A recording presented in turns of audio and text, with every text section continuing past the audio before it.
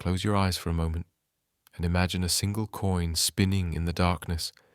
Watch it turn, glinting under some unseen light, tumbling through space. Heads, tails, heads, tails. A piece of metal stamped with faces of strangers, engraved with promises we never made. And yet, this object, this small disc of copper or silver, holds more power over your life than almost anything else you can touch. It decides where you sleep tonight, what you eat tomorrow, whether you feel safe or afraid, whether you dream or survive. Money. Even the word lands differently in each of us. For some it's a sigh of relief, for others a knot in the stomach. For some it's freedom, for others a prison they've been born into and cannot escape. The psychology of money is not written in economics textbooks or financial reports. It's written in the trembling hands of a parent counting coins at a grocery store.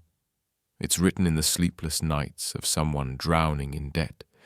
It's written in the empty eyes of those who have everything but feel nothing. Tonight, we begin a journey together, not through numbers or markets or investments, but through the human soul itself, through the corridors of fear, desire, illusion, and hope that money builds inside us. We're going to ask questions most people spend their entire lives avoiding. Why do we spend money we don't have on things we don't need? Why does saving feel like suffocating, like denying ourselves the very air we breathe? And why? Why does money terrify us even when we have it, even when we're safe, even when we should feel free? These are not questions about finance. They're questions about who we are, about what we've been taught to want, about the wounds we carry, about the stories we tell ourselves in the dark. Because here's the truth. They don't teach you in school, the truth that no financial advisor will ever fully explain. Money is not a tool. Money is a mirror. And what it reflects back to us is often too painful, too raw, too honest to look at directly. So we look away. We spend to forget. We save to control. We fear because we've learned that our worth, our safety, our very survival is measured in something we can lose at any moment. But tonight we look directly into that mirror. We stop running from the reflection. We examine every crack, every shadow, every distortion. We trace the origins of our relationship with money back to the very beginning, to childhood, to society, to the architecture of the human brain itself. This is not a lecture, this is not advice, this is an excavation. We're going to dig through layers of conditioning, through generations of inherited beliefs, through the neurological patterns that were carved into your mind long before you ever held your first dollar. We're going to explore the psychology of money, the way an archaeologist explores ancient ruins, carefully, reverently, searching for the truth buried beneath centuries of civilization's lies. And what we'll discover is this: the way you relate to money is the way you relate to everything. To love, to power, to yourself.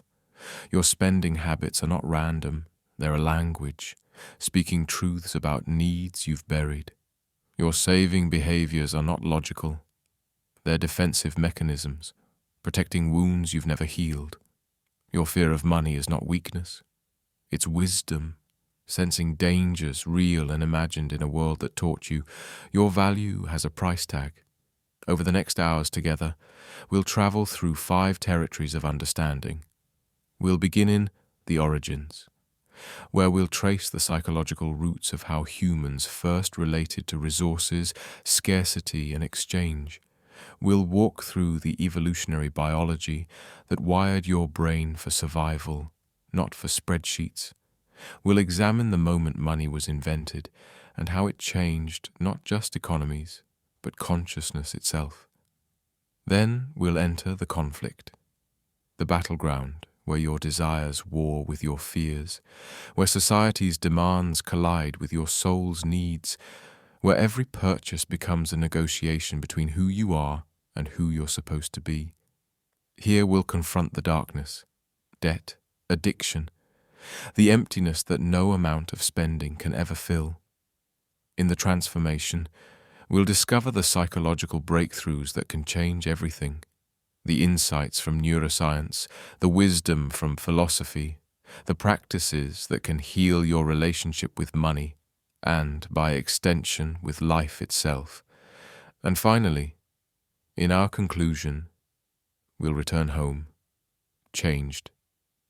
We'll understand that financial freedom isn't about having more money. It's about freeing yourself from money's psychological grip. But first, before we begin, I need you to understand something crucial. This journey will be uncomfortable. We're going to shine light into corners of your psyche you've kept dark for good reason. We're going to question beliefs you've held sacred. We're going to challenge stories you've told yourself about success, security, and self-worth, and at times, you might feel defensive, angry, or ashamed. That's not failure. That's the beginning of freedom, because you cannot change what you cannot see. You cannot heal what you will not touch. And you cannot transform your relationship with money until you understand that this relationship was never really about money at all. It was always about love, about power, about belonging, about the terror of being cast out, left behind, deemed worthless by a world that values everything and everyone according to their economic utility. So take a breath, settle in. What we're about to explore together is deeper than wealth, more fundamental than poverty, more transformative than any investment strategy or budget plan could ever be. We're exploring the human condition itself, reflected in the one thing almost all of us touch every single day, but almost none of us truly understand. Money, not the paper, not the numbers in your account, but the invisible architecture of meaning we've built around it, the temple we worship in, the prison we're trapped within, the mirror we're afraid to look into. Tonight we look. Tonight we understand. Tonight everything changes. Let's begin. The origins, the birth of exchange, and the evolution of value. Before money, there was hunger. Picture it. A human being, maybe 50,000 years ago, standing on the edge of a forest as the sun sets. They're cold, they're afraid. Their stomach is empty, and in that moment, the entire universe collapses into one question. Not, what is the meaning of life? But where is my next meal?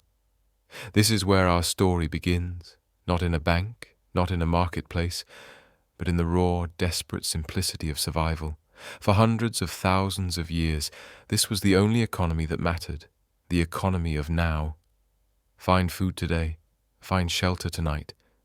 Everything else was luxury, was abstraction, was irrelevant compared to the burning immediacy of physical need. Your ancestors lived in a world where value was immediate and obvious. A berry you can eat has value. A sharp stone that can cut meat has value. A warm fire has value. There was no confusion, no complexity. Value was whatever kept you alive until tomorrow. And your brain, the same brain you're using right now to listen to these words, was shaped by that world. Your neural architecture was carved by scarcity, by hunger, by the constant threat of not having enough. Deep in your limbic system, in the ancient structures beneath your rational cortex, there are circuits that evolved for one purpose: to make you obsessed with resources, to make you notice food, to make you remember where food is, to make you want more food than you need because you never knew when you'd find it again. This is the origin of greed, not moral failure, but evolutionary success. This is the origin of hoarding, not psychological disorder, but survival strategy. This is why even today, even when your refrigerator is full and your pantry is stocked, you still feel that little spike of anxiety when food runs low. Your ancient brain, carved by millennia of scarcity, doesn't trust abundance. It remembers hunger. But then, something changed. Humans discovered something that would transform our species forever, something so profound that we still haven't fully processed its psychological implications. we discovered exchange. Imagine the moment. Two strangers meeting at the boundary between territories. One has meat, the other has grain, and instead of fighting, instead of stealing, instead of the brutal simplicity of take or die, they trade. This was revolutionary. This was consciousness expanding into new territory. Because trade requires something astonishing. It requires seeing value through another person's eyes. It requires recognizing that what's worthless to you might be precious to them. It requires trust. The belief that this stranger won't kill you the moment you lower your guard. Trade was the beginning of civilization, but it was also the beginning of complexity, the beginning of confusion, because now value became relative. A fish is worth, what? 3 apples? 5 apples? It depends. On how hungry you are, on how many fish are in the river, on how many apples are on the trees, on how much you like fish versus apples, on whether you trust the person offering the trade. Value, we discovered, wasn't fixed in objects. It was created in the space between humans, in negotiation, in relationship, in the mysterious alchemy of mutual need meeting mutual offer. And our brains, remember, were not designed for this complexity. We were designed for see food, eat food, feel good, not for assess multiple variables, predict future scarcity, negotiate relative value, delay gratification, and trust a stranger. This tension between our ancient brain and our modern complexity is still with us. It's the reason you make financial decisions that confuse you later. It's the reason you buy things impulsively and regret them rationally. It's the reason money feels so emotionally loaded. But the complexity had only begun. Because humans being humans, we wanted to trade more efficiently. And that's when we invented the thing that would change psychology forever. Symbols of value. First, shells, then stones, then precious metals. Eventually, paper. Now, digital numbers on screens. We created objects that had no intrinsic value. You can't eat a coin. You can't wear a dollar bill to stay warm. But that represented value. That could be exchanged for anything. Money was invented, and with money came something unprecedented in natural history. Abstraction of worth. An animal knows its needs directly. When a wolf is full, it stops eating. It has no concept of saving food, no anxiety about future scarcity, no desire to accumulate more than it needs. But humans with money? We could now separate value from need. We could want money independent of what it could buy. We could accumulate numbers that represented potential, possibility, power. This was liberation, and this was curse. Because money allowed us to transcend the limitations of immediate barter. I don't need to find someone who wants my chickens and has the shoes I need. I can sell my chickens for money, then use that money to buy shoes whenever I want from whoever has them. But money also created new forms of suffering unknown in nature. An animal can't be poor. An animal can't go into debt. An animal can't lie awake at night worrying about numbers in an account, about bills to pay, about worth measured in symbols rather than substance. Only humans can feel worthless despite being fed. Only humans can feel trapped despite being free. Only humans can work their entire lives for pieces of paper that promise security but deliver anxiety. The invention of money expanded human potential infinitely, but it also expanded human suffering into new dimensions. And here, right here, we need to pause and feel the weight of this. Money transformed value from an experience into an abstraction. And in that transformation, we lost something crucial about our relationship with enough. When value was immediate, when you were hungry and you found food, you knew when you had enough. Your body told you you were full, the need was satisfied, the circuit completed. But with money, there is no full. There is no natural stopping point. There is always more money to make, more wealth to accumulate. The circuit never completes. The hunger never ends. This is the original psychological wound that money created. the infinity problem. Your ancient brain understands enough berries. It does not understand enough money. Because money isn't a thing, it's a symbol. And symbols can multiply infinitely in the imagination. So we became the first species that could starve in the midst of plenty. Not physically, psychologically. We could have everything we need and still feel the gnawing emptiness of not enough. This brings us to the second crucial transformation money caused: the social comparison trap. In a small tribal group, everyone could see what everyone else had.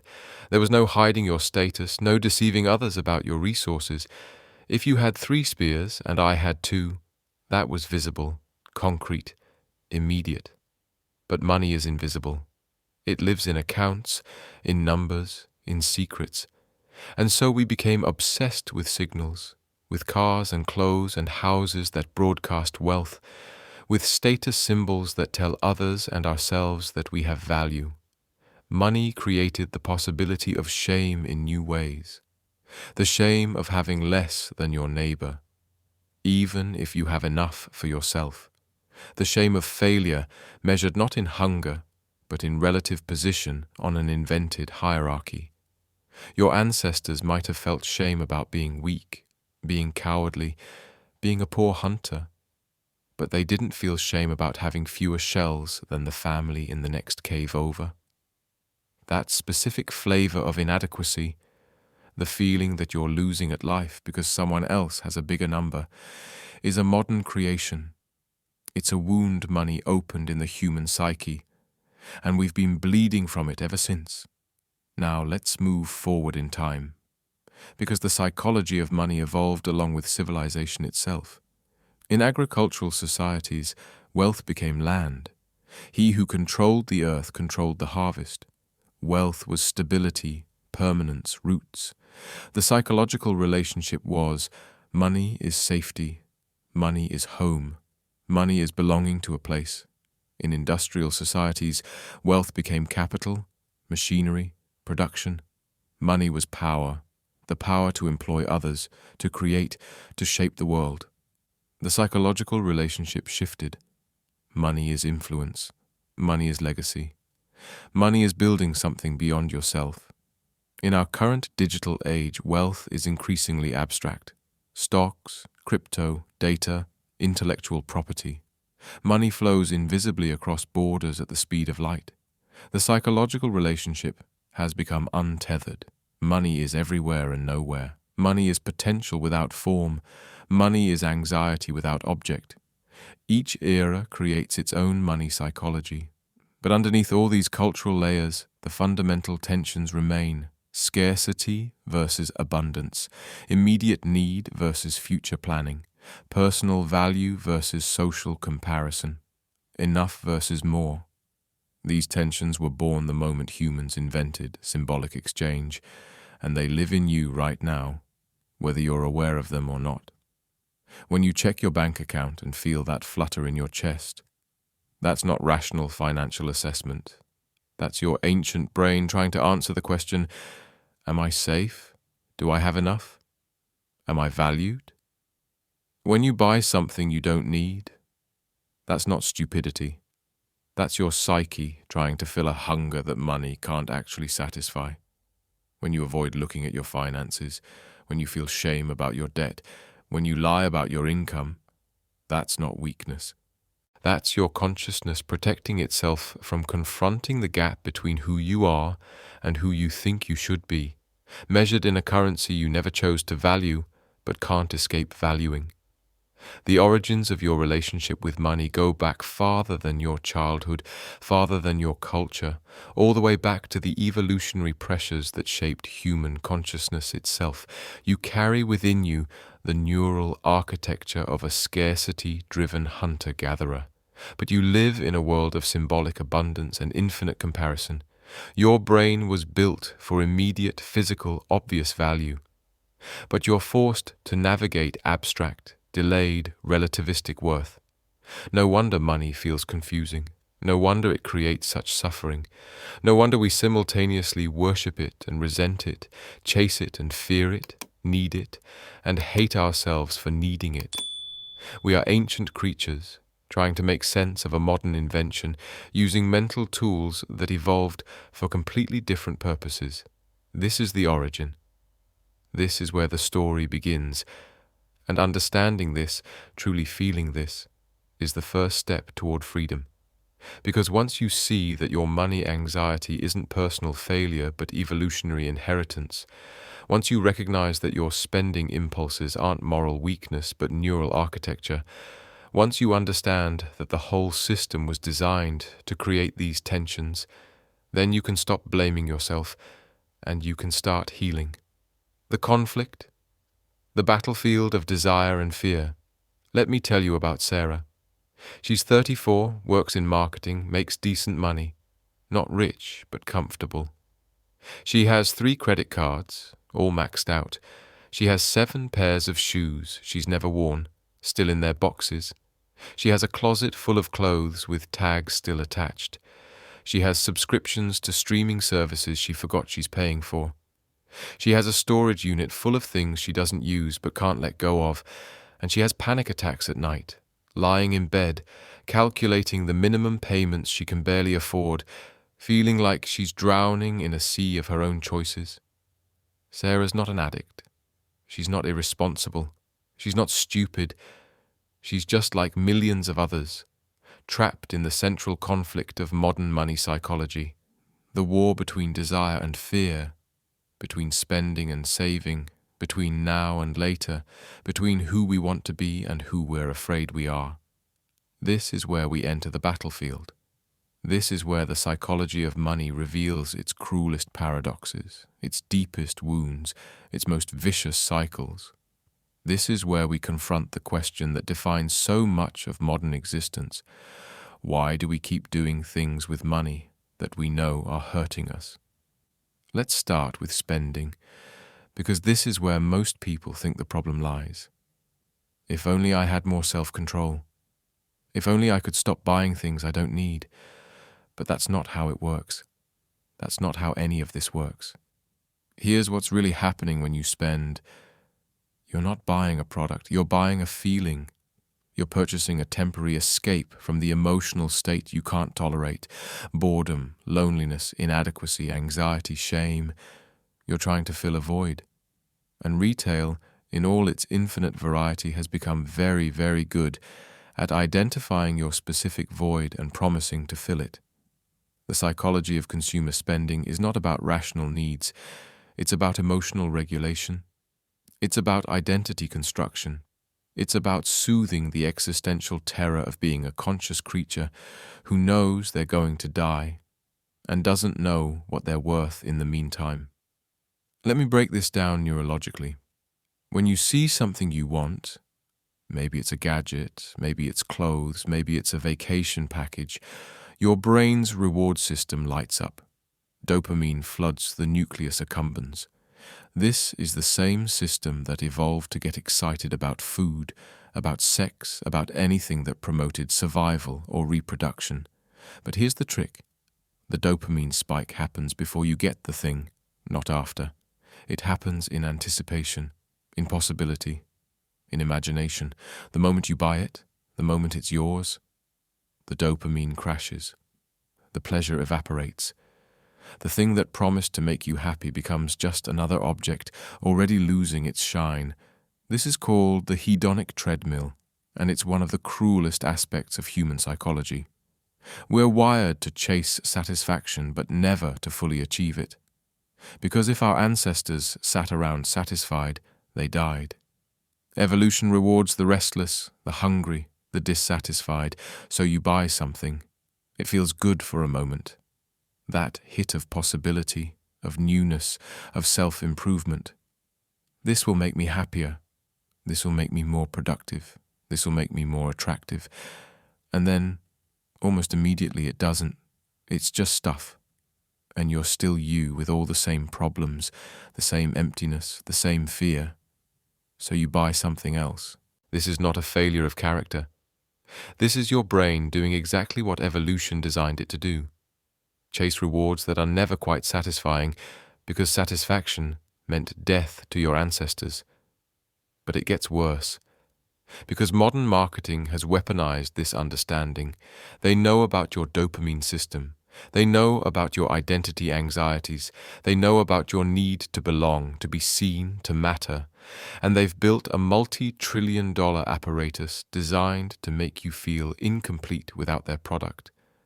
Every advertisement is a psychological attack. Every commercial is engineering your insecurity. They show you beautiful people living beautiful lives, and the implicit message is always the same. You could be like this. You should be like this. And the only thing standing between your current inadequate self and this ideal self is our product. It's not even subtle. Perfume ads don't sell fragrance. They sell seduction, power, sophistication. Car ads don't sell transportation.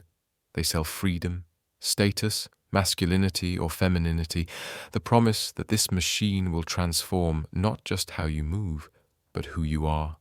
And here's the insidious part. It works. Not because the products deliver what they promise. They don't. They can't. But because the promises themselves feel so good that we keep believing them. This is magical thinking. This is the same cognitive structure as ritual and religion. If I perform this action, purchase, I will be blessed with this transformation, happiness/status/worth. We're not consumers. We're believers in a secular religion of commerce, making offerings at the altar of corporations, praying for salvation we're promised, but never receive. Now let's look at the other side of the conflict. Saving. You'd think saving would be easier, right? Money in the bank, security for the future, rational planning. But for most people, saving feels like punishment, like deprivation, like telling yourself no over and over until you hate yourself for wanting anything at all. Why? Because saving requires something psychologically brutal, delayed gratification in a culture of immediate pleasure. Your brain is not built for delayed gratification. Remember, your ancestors lived in a world where tomorrow was never guaranteed. If you found honey, you ate it. You didn't save half for next week because you might be dead next week. Or the honey might be gone. Or someone else might take it. Immediate consumption was smart. Saving was risky. But now? Now you live in a world where everything screams, buy now, experience now, live now.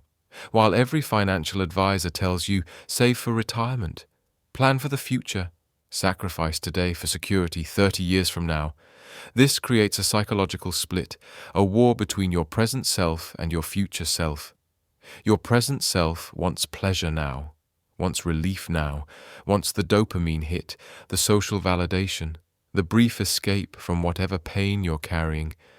Your future self needs you to make different choices, needs you to sacrifice, to delay, to deny yourself the immediate reward for a distant, abstract benefit. But here's the problem. Your future self isn't real to you. Not really. Not viscerally. Neuroscience has shown that when people think about their future selves, the brain regions that activate are the same ones that activate when thinking about strangers. Your future self is, psychologically, another person. A person you've never met. A person whose needs feel distant and theoretical compared to your present suffering. So saving feels like giving your money to a stranger, while spending feels like taking care of yourself right now, when you need it, when the pain is real and immediate. This is why financial advice that focuses on willpower and discipline fails. You're not weak. You're human. You're a temporal being trapped in the present, struggling to care about a future that doesn't feel real, making sacrifices for a version of yourself you can't quite believe in. And underneath both spending and saving lies the deepest conflict of all, fear. Let's talk about what money fear really is. For some people, fear manifests as spending, because not spending means confronting the reality of your financial situation, and that reality is too painful to face. So you spend to escape, to distract, to numb. For others, Fear manifests as extreme saving, as hoarding, as the inability to spend money even on things you need, because spending means the number gets smaller, and the number is the only thing between you and the terror of being worthless, being unprotected, being cast out into a world that has no mercy for those without resources. Both are fear. Both are control strategies. Both are ways of managing the same fundamental anxiety. What if I'm not enough? What if I don't have enough? What if I lose everything? What if I'm abandoned, alone, without resources in a world that only values me for what I can produce and consume? This fear is not irrational. This fear is painfully, brutally rational. Because we live in a society where your access to healthcare depends on your money, where your housing depends on your money, where your ability to feed your children depends on your money, where your very survival can be threatened if the numbers in your account drop too low. Money fear is survival fear, and survival fear is the most powerful force in human psychology. When your brain perceives a threat to survival, the amygdala takes over. The prefrontal cortex, your rational, planning, decision-making center, goes offline. You enter fight, flight, or freeze mode. And in that state, you cannot make good financial decisions. You cannot plan rationally. You cannot see clearly. You can only react. You can only survive. This is why poverty is so psychologically devastating. It's not just the lack of resources. It's the constant activation of your survival system. The chronic stress that literally changes your brain chemistry, that makes it harder to focus, harder to plan, harder to make the very decisions that could improve your situation. Poverty doesn't exist because people make bad financial choices. People make bad financial choices because poverty has hijacked their neurology. And even if you're not poor, even if you have enough money to be comfortable, the fear remains. Because we've all internalized the same message. You're one disaster away from losing everything. One illness, one job loss, one market crash, one divorce, one mistake. The security money promises is always provisional, always fragile, always threatened, and so we live in a state of low-grade, chronic anxiety that we've come to think is normal, but it's not normal. It's the psychological cost of tying survival to an abstract symbol that can vanish in an instant. Let me give you another story. Michael, 47, successful executive.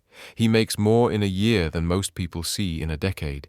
He has investments, real estate, every marker of financial success. And he can't sleep, because no matter how much he has, it never feels like enough. There's always someone with more, always another level to reach, always the possibility that it could all disappear. He checks his portfolio multiple times a day. He feels physical pain when the market drops. He's turned money into a scoreboard for his worth as a human being, and the score is never high enough. This is the other side of money fear, the anxiety of abundance. When you tie your identity to your wealth, you become trapped. Because identity is permanent, I am successful, but wealth is not. Every market fluctuation becomes an existential threat. Every expense feels like diminishment. You're not buying goods and services, you're spending pieces of your self-worth. This creates a paradox. The more money you have, the more you fear losing it. The higher you climb, the farther you can fall. Success doesn't bring peace. It brings new forms of terror. So whether you're Sarah, drowning in credit card debt and shopping addictions, or Michael, wealthy but imprisoned by the need to protect and grow that wealth, you're experiencing the same core conflict. Money has become the measure of your worth, and worth measured externally is never secure. This is the battlefield. These are the wounds. The spending wound, using consumption to fill emotional voids, to regulate feelings, to construct an identity, to escape the pain of being yourself. The saving wound, the inability to trust enough to enjoy the present, to spend on your own needs and joys because future fear consumes you. The fear wound, the deep terror that without money you have no value, no safety, no right to exist in a world that prices everything, including human life. And all of these wounds are connected. All of them stem from the same source. We've been taught that money is not a tool, it's a measure of our humanity. And we've internalized that lie so deeply that we can't separate our bank balance from our existential worth. This is why people feel shame about debt. This is why people lie about their income. This is why talking about money is more taboo than talking about sex or death. Because money shame is identity shame. Financial failure feels like personal failure. Being poor feels like being worth less. Not just having less, but being less. And this lie, this cruel, persistent lie, is the source of so much suffering. But here's what I need you to understand, what I need you to feel in your bones. This conflict is not your fault. These wounds are not your failure. You're not broken. You're not weak. You're not doing it wrong. You're a human being with a human brain, trying to navigate a system that was designed to create these exact conflicts, a system that profits from your confusion, from your insecurity, from your desperate attempts to spend your way to happiness or save your way to security. The battlefield of money psychology is rigged. The game is designed so you can't win, and the only way out is to stop playing by the rules you were given. But before we can find the exit, we need to look even deeper. We need to understand one more layer of this conflict, the layer that makes it all so personal, so painful, so seemingly inescapable. The money scripts you inherited. You learned how to relate to money long before you earned your first dollar. You learned it from your parents, from your culture, from the thousands of tiny moments in childhood when you absorbed messages about worth, about scarcity, about what money means and what it says about who you are. If you grew up poor, you learned that money is scarce, that wanting costs too much, that safety is always provisional. You learned to fear not having enough because you lived that fear every day. If you grew up wealthy, you might have learned that money is identity, that losing it means losing everything, that the world only loves you for what you have, not who you are. If your parents fought about money, you learned that money is conflict, that it destroys relationships, that having it or not having it will always cause pain. These scripts run in the background of your mind like code you didn't write but can't stop executing. They determine your financial decisions more than any budget or plan ever could. And here's the heartbreaking part. Even when these scripts hurt you, even when they keep you trapped in patterns you hate, you'll defend them because they're familiar, because they're yours. Because changing them means confronting the fact that so much of what you believe about money, and by extension about yourself, is simply programming, not truth. This is the deepest level of the conflict. This is where the battle becomes internal, psychological, almost invisible. You're not just fighting against your circumstances, against the economic system, against the messages from advertising and culture. You're fighting against the version of yourself that was shaped by forces you didn't choose and can't fully see. And you can't win that fight with willpower. You can't win it with better budgeting. You can't win it with financial advice or investment strategies. You can only win it by seeing the battlefield clearly, by understanding the wounds, by recognizing the scripts, by bringing consciousness to what has been unconscious. That's where transformation begins. That's where healing starts. Not in your bank account, in your awareness. And that's where we're going next. The insight, transformation, and the psychology of enough. There's a moment in every true transformation when everything inverts, when the question you've been asking reveals itself to be the wrong question, when the problem you've been trying to solve dissolves because you finally see it was never the real problem at all. We've journeyed through the origins of money, through the battlefield of conflict and fear. Now we arrive at the most crucial part of our exploration, the insight that changes everything, and that insight is this: your relationship with money will never be healthy as long as you use money as a proxy for the things money cannot buy. Read that again. Feel it. Because this is the key that unlocks the prison. Money cannot buy self-worth. It cannot buy security, only the illusion of security. It cannot buy love, meaning, purpose, or peace. It can't make you enough when you feel insufficient. It can't make you safe when you're terrified of existence itself. And yet, we keep trying. We keep believing that if we just had more, if we just spent smarter, if we just saved better, then we'd finally feel okay, finally feel whole, finally feel free. But that's the trap. Money is a tool for exchanging value, nothing more. The moment you ask it to do emotional or spiritual work, it fails, and you blame yourself for the failure. So let's begin the transformation with the first psychological breakthrough: separating financial worth from self-worth. This sounds simple. It is not simple. This is perhaps the hardest psychological work you can do in a capitalist society that has spent your entire life conditioning you to conflate the two. But here's how it starts: by recognizing that you are not your bank balance. Your value as a human being has nothing to do with your productivity, your income, your assets, your debt. You have worth simply by being conscious, by being alive, by being part of this strange, beautiful, terrible experiment called humanity. This is not motivational speaking. This is philosophical truth. Your worth is ontological, not economic. You exist, therefore you matter.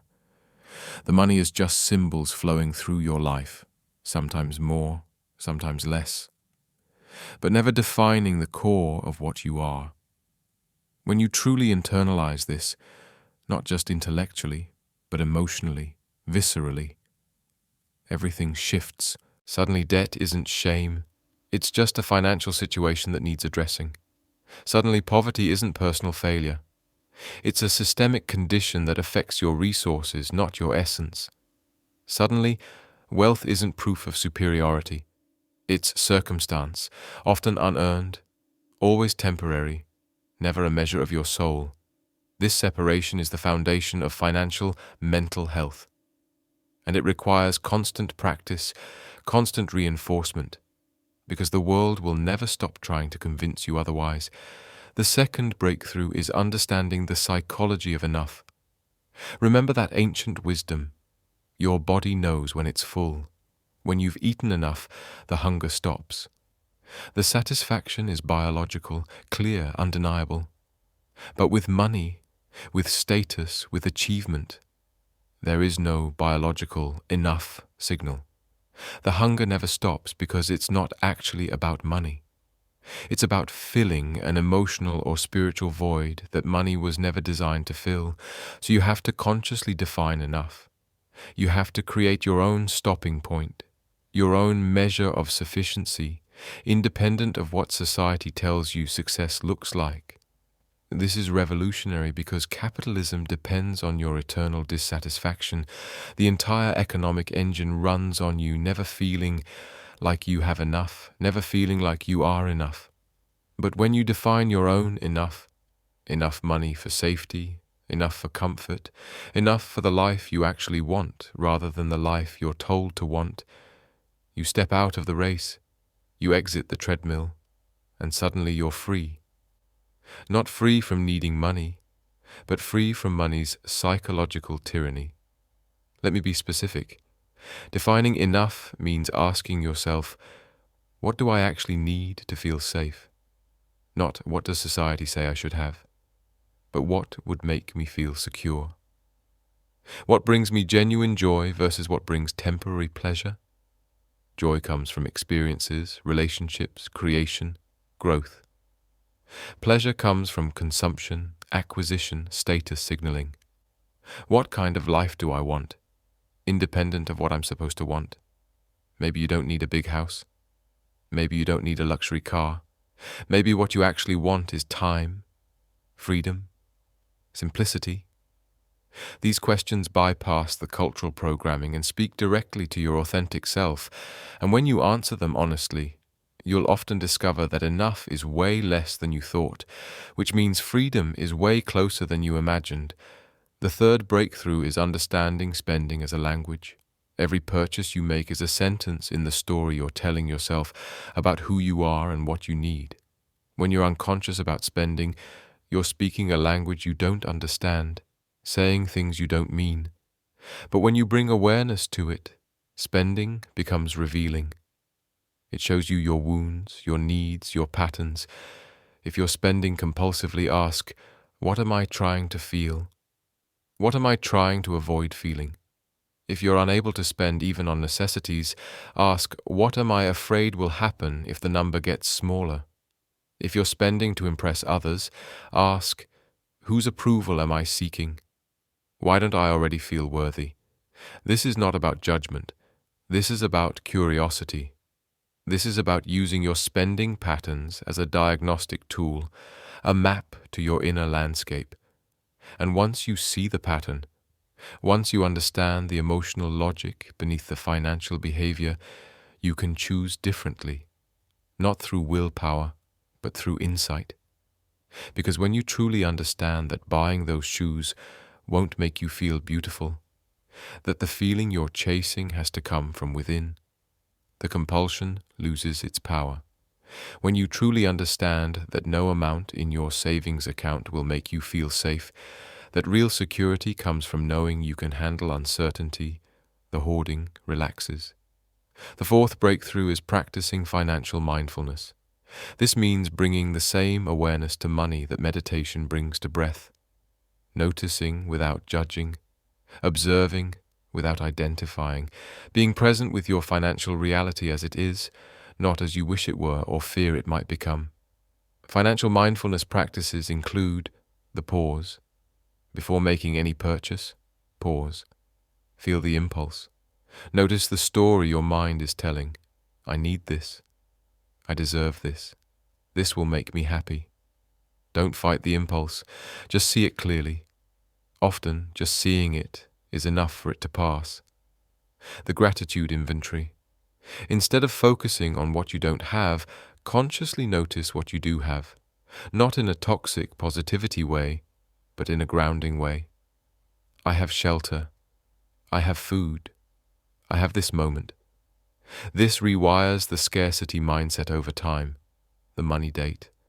Set aside time weekly to look at your finances without shame, without avoidance. Just look. Know where you are. Make it a neutral practice, like checking the weather, not a referendum on your worth. The fifth breakthrough is healing through generosity. This sounds counterintuitive when you're struggling financially, but it's psychologically profound. The act of giving, even tiny amounts, shifts your relationship with scarcity. When you give, you're telling yourself at a subconscious level, I have enough to share. I'm not in pure survival mode. I'm connected to others, not isolated in my lack. This doesn't mean giving recklessly or beyond your means. It means finding small ways to practice abundance even in scarcity. Buying a coffee for a stranger, donating a few dollars to a cause, helping a friend. These acts don't solve financial problems. They solve the psychological problem of feeling trapped, separate, defined by what you lack. Generosity is an antidote to the fear contraction that money scarcity creates. It opens you back up. It reminds you that you're part of a larger flow, not an isolated container desperately holding on to resources. The sixth breakthrough is redefining success and failure. We're taught that financial success is reaching a certain number, achieving a certain status, accumulating certain possessions. But real financial success is this: having a relationship with money that doesn't destroy your peace of mind. That's it. That's the metric that actually matters. You can be wealthy and financially failed if money makes you anxious, controlling, or empty. You can be modest in means and financially successful if you feel free, peaceful, and secure in enough. This redefinition removes you from comparison, removes you from the race, allows you to measure your financial life by internal metrics rather than external ones. And that shift in measurement from external validation to internal peace is liberation. Now let's talk about practical transformation, because insight without application remains abstract. You need tools, practices, ways to embody these breakthroughs in daily life. Practice 1. The need-want-wish hierarchy. Before any purchase, categorize it. Need, required for basic functioning and safety. Food, shelter, necessary medical care, basic clothing. Want, enhances quality of life but isn't necessary. Better food, entertainment, nice clothes, hobbies. Wish, pure desire, often status or emotion-driven. Luxury items, impulse purchases, things you'll rarely use. Needs are non-negotiable. Wants should be budgeted consciously. Wishes require a waiting period, maybe 30 days. If you still want it after 30 days of reflection, consider it. Often the desire fades when it's not fed by immediacy. Practice 2. The enough number. Calculate your actual enough number. What monthly income would meet your needs, allow for some wants, and provide basic security? Write it down. Make it real. This number is probably lower than you think, and once you have it, you can work toward it without the endless anxiety of more. You have a target that's defined by your values, not by comparison or cultural pressure. Practice 3. The scarcity-abundance reframe. Every time you catch yourself in scarcity thinking, I don't have enough, I can't afford, I'm always behind, pause and reframe. I don't have enough becomes, I'm learning to work with what I have. I can't afford this becomes, I'm choosing to allocate my resources differently. I'm always behind becomes, I'm on my own timeline. This isn't denial. It's shifting from victim consciousness to agency. You're not powerless. You're making choices, even difficult ones, from a place of consciousness rather than fear. Practice 4. The debt compassion. Exercise, if you're in debt, stop making it mean something about your worth. Debt is just money you borrowed and need to return. That's all. Instead of shame, practice compassion. I made choices with the information and emotional state I had at the time. Now I'm making different choices. I'm learning. I'm growing. Treat yourself the way you'd treat a friend in the same situation. With kindness, support, practical help, not judgment. Practice 5. The joy inventory. Make a list of things that bring you genuine, lasting joy. Separate these from things that bring temporary pleasure. You'll notice, most lasting joy is free or cheap. Relationships, nature, creating, learning, moving your body. Meaningful work. Most expensive pleasure is temporary. The new thing, the status symbol, the escape purchase. When you clearly see this distinction, your spending naturally shifts toward what actually nourishes you. These practices are not rules, they're experiments. Try them. See what resonates, adapt them. The goal is not perfection, the goal is awareness. The goal is gradually shifting from unconscious reaction to conscious choice. And finally, the ultimate insight. Freedom from money is not about having enough money. It's about no longer needing money to feel okay about yourself. This is the transformation. This is the liberation. When you can look at your bank account, whatever number is there, and feel neither pride nor shame, neither security nor terror, just neutral acknowledgement of a resource that flows in and out of your life. When you can enjoy what you have without clinging to it, and lack what you want without defining yourself by that lack. When you can be generous without becoming depleted, and receive without feeling indebted. When you can work for money without selling your soul, and rest without guilt about not producing. Then you've achieved something more valuable than wealth. you've achieved freedom. Not freedom from needing money. You live in a world where money is required for survival. But freedom from money defining you, controlling you, imprisoning you in fear and desire. This is the transformation. And it's available to you right now, regardless of your financial situation.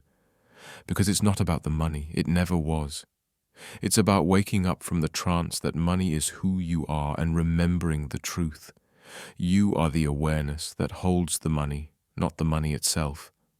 You are vast, you are worthy, you are enough. The money is just passing through. Returning home, the integration of wisdom. We've traveled far together tonight. From the evolutionary origins of scarcity and survival, through the invention of symbolic exchange across the battlefield of desire and fear, into the transformative insights that offer freedom. We've explored the depths of human psychology, the architecture of conditioning, the wounds we carry, the healing that's possible. Now we return, changed, different, carrying new understanding. But returning requires integration. It requires taking everything we've learned and asking the essential question, now what? How do I live with this knowledge? Because insight is worthless if it remains abstract. Transformation is incomplete if it doesn't change how you move through the world. So let's bring it home. Let's make this real. First, understand that what we've explored together is not a problem to solve, but a relationship to cultivate. Your relationship with money is like your relationship with food, with your body, with other people. It's ongoing, evolving, requiring attention and care. You don't fix it once and move on. You practice it. You bring awareness to it. You make mistakes and learn. You fall into old patterns and gently return to new ones. This is the work of being human, and money is simply one arena where that work happens. Second, recognize that your money psychology is deeply connected to every other aspect of your psychology. How you relate to money reflects how you relate to power, to safety, to self-worth, to future and past, to scarcity and abundance. So when you heal your relationship with money, you're healing something much larger.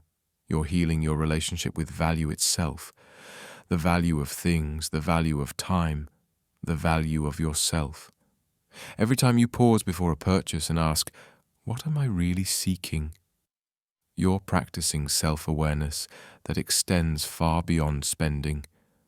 Every time you look at your debt without shame, you're practicing self-compassion that touches every area of judgment in your life. Every time you define enough for yourself instead of accepting society's definition, you're reclaiming agency over your own existence.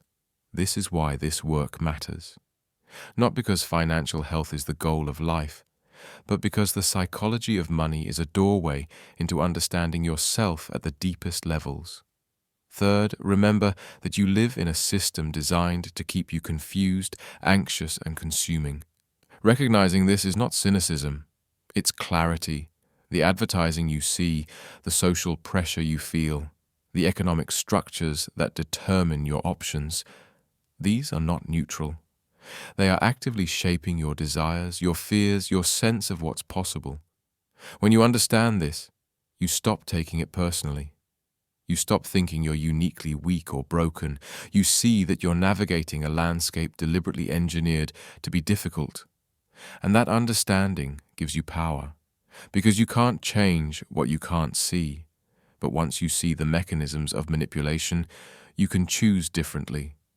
You can step outside the current, even if you can't escape the river entirely. Fourth, practice the distinction between financial survival and psychological survival.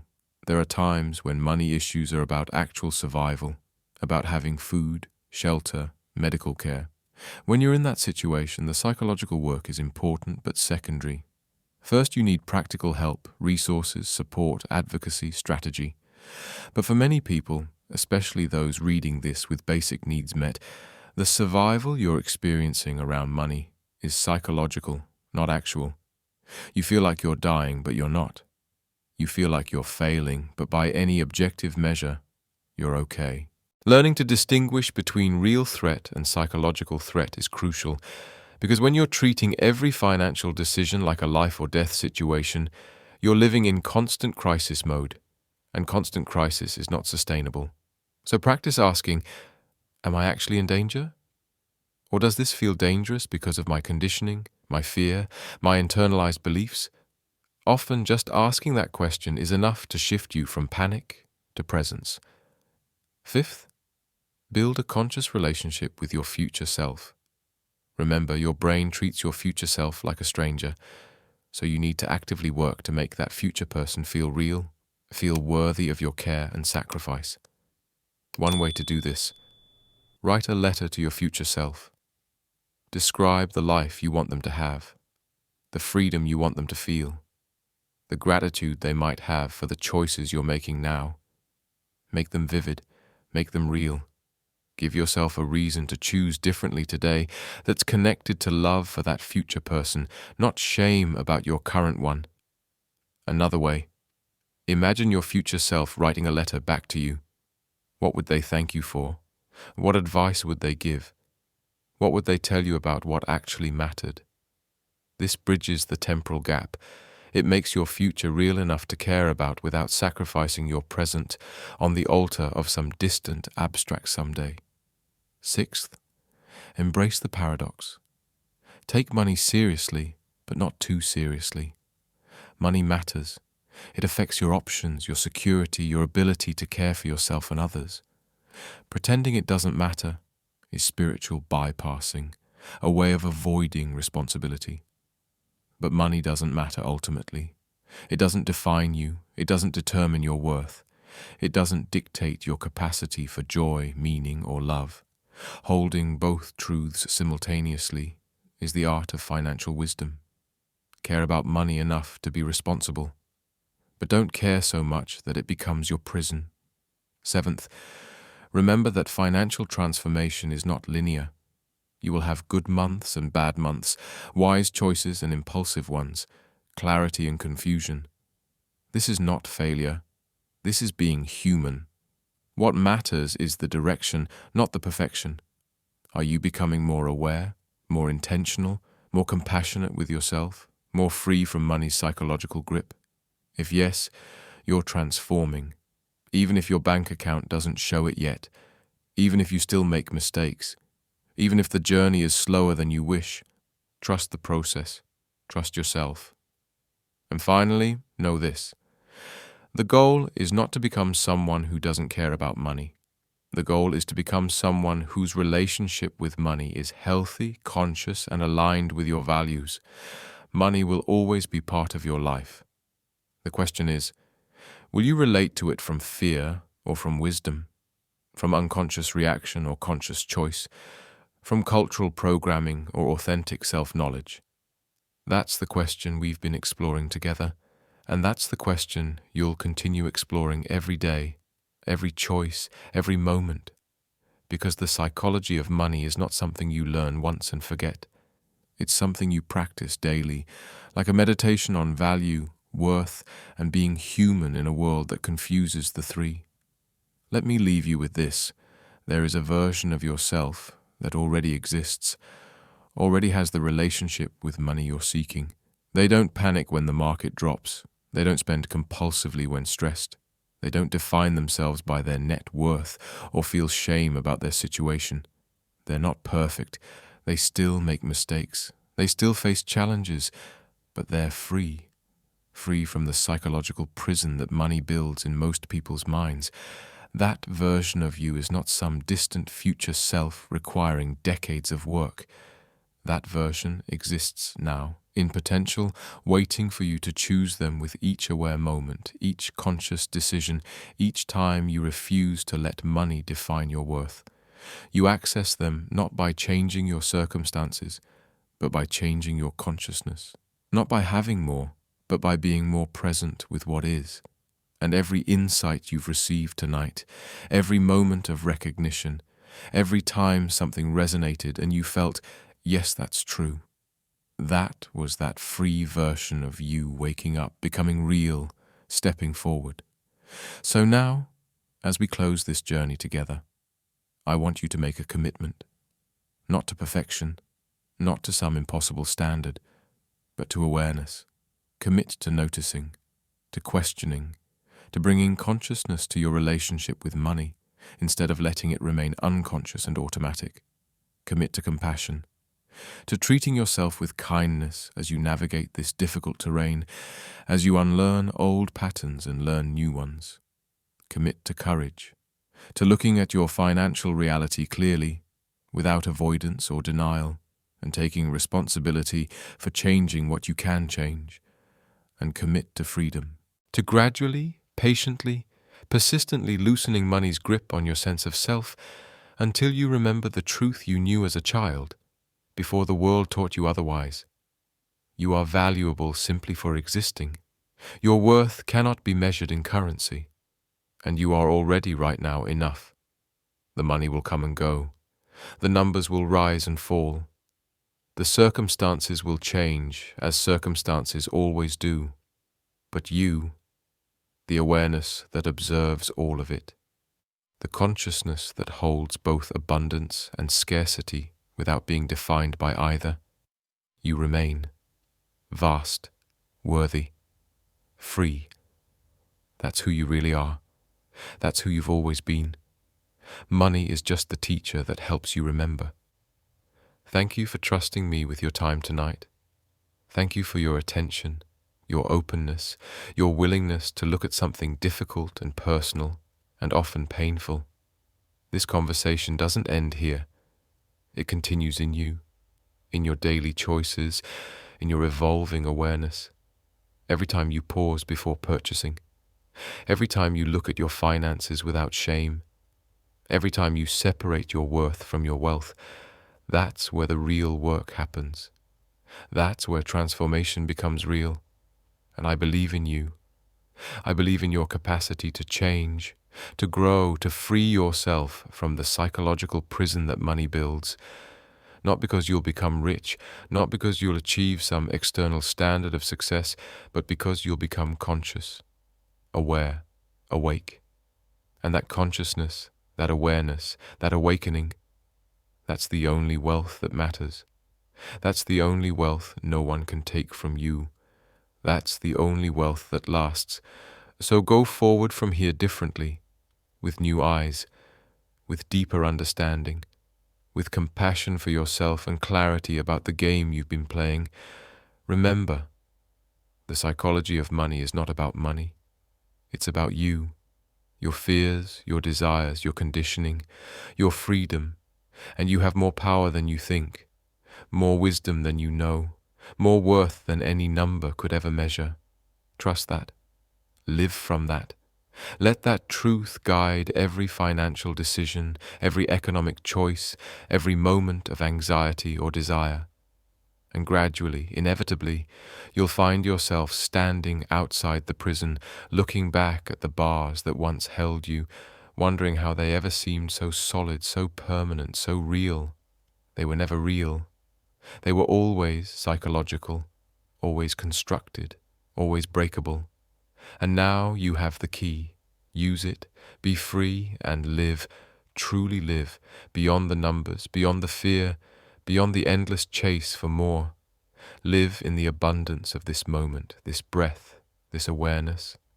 That's where real wealth is. That's where it's always been. Welcome home.